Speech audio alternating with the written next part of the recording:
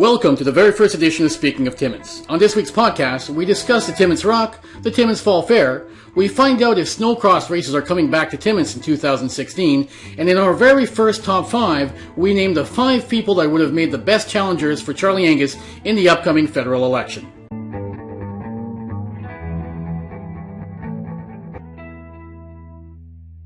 Hello everyone, my name is Frank Rock, and as mentioned in the intro, this is the very first edition of the Speaking of Timmins podcast. Our goal with the podcast is to provide insight and information to our listeners, while also sharing many of the good stories that occur in Timmins every week. If you want controversy or name-calling, then this podcast is not for you. Yes, we will cover the important and often serious stuff, but we will also highlight the best of our community. So here we go. Speaking of Timmins, recently caught up with Scott Marshall, president of the Timmins Rock, our local junior A hockey team. We discuss how the team has been received since the relocation from Riopel Falls and what to expect from the organization this year. It's been all good. Very little in the way of negative reaction. I think everybody's really pleased to see Junior A return to the city. The vast majority of people, I think, are really excited that Junior A hockey is coming back to Timmins. Mr. Marshall indicated that Junior A hockey is one of the country's highest levels of hockey at the junior level. For our age group, the age group of these players, which is age 16 through till 20, it's the second highest level of amateur hockey in Canada, just below major junior. And, we're part of this Canadian Junior Hockey League, which goes coast to coast. We play for a national title. It's terrific hockey, it really is. As far as what to expect from the team this year, Mr. Marshall made it clear that the goal always remains participation in the RBC Cup. I think people will find that we're always going to be an older team. Our number one goal is to compete for the Royal Bank Cup each and every year. So we're going to put the best product on the ice that we can. And typically that means a lot of older players, so a lot of 19, 20-year-olds. It's junior hockey, so the roster will be evolving right through till January 10th. But I think out of the gate, I think we're going to be pretty competitive right from day one. And as the season progresses, we'll just get better and better.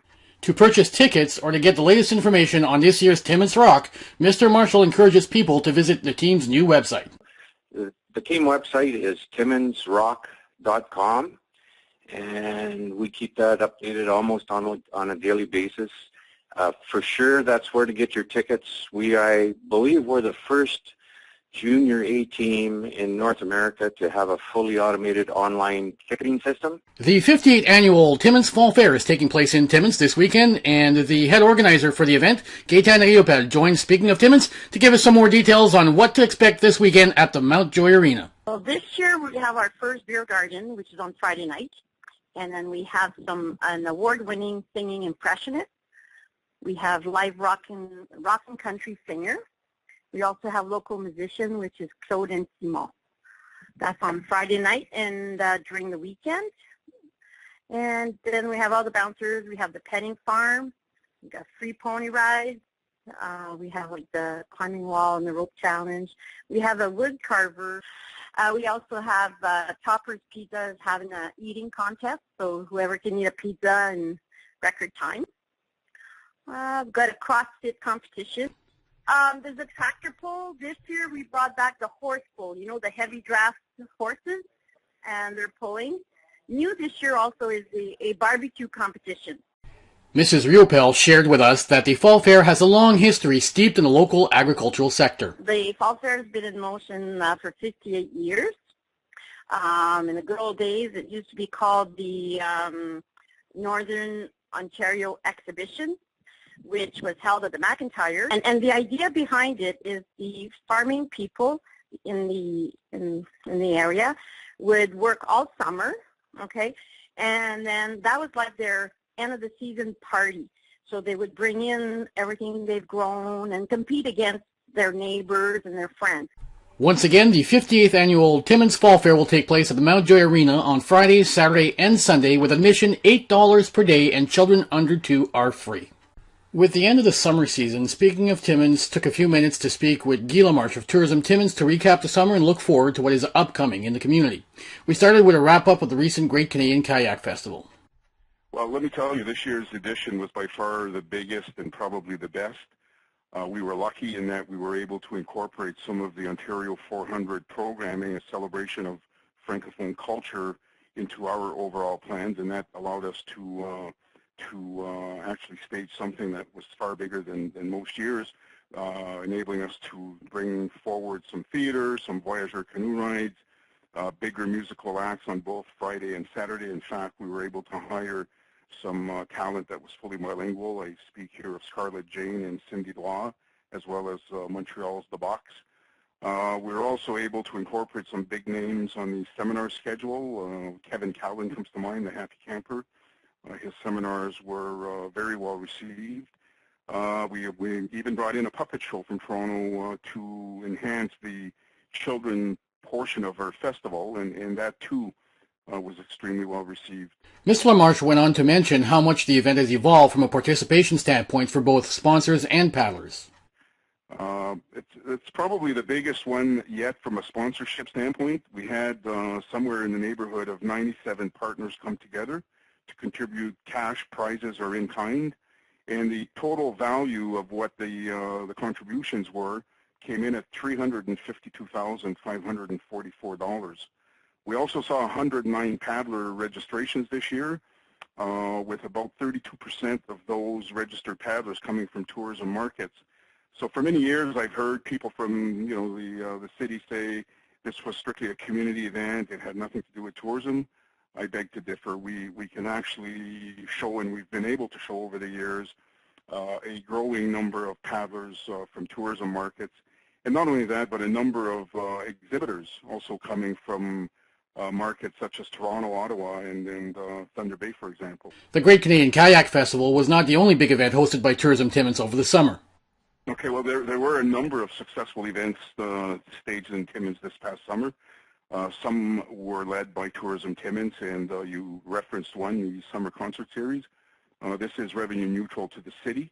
We were able to enhance the Summer Concert Series program by incorporating 2 additional program days from Batterman Park. Therefore, there were 12 days of music in the park this year, all free to the visitors. We were averaging anywhere from 500 to 2,000 people per week. All said and done, we raised about $80,000 to stage Summer Concert Series this year for both Timmins and the East End. As you probably know, we led Canada Day, and this was the first time since I stepped into the tourism office that we took on Canada Day, and we brought that up a notch or two.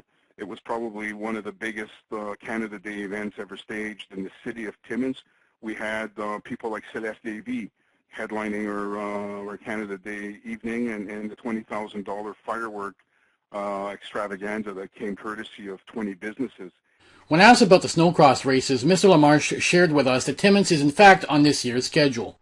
Yeah, your question is very timely. We have a briefing meeting this Friday to start the plans for 2016, and in fact, snowcross will be back in the city of Timmins March 5th and 6th.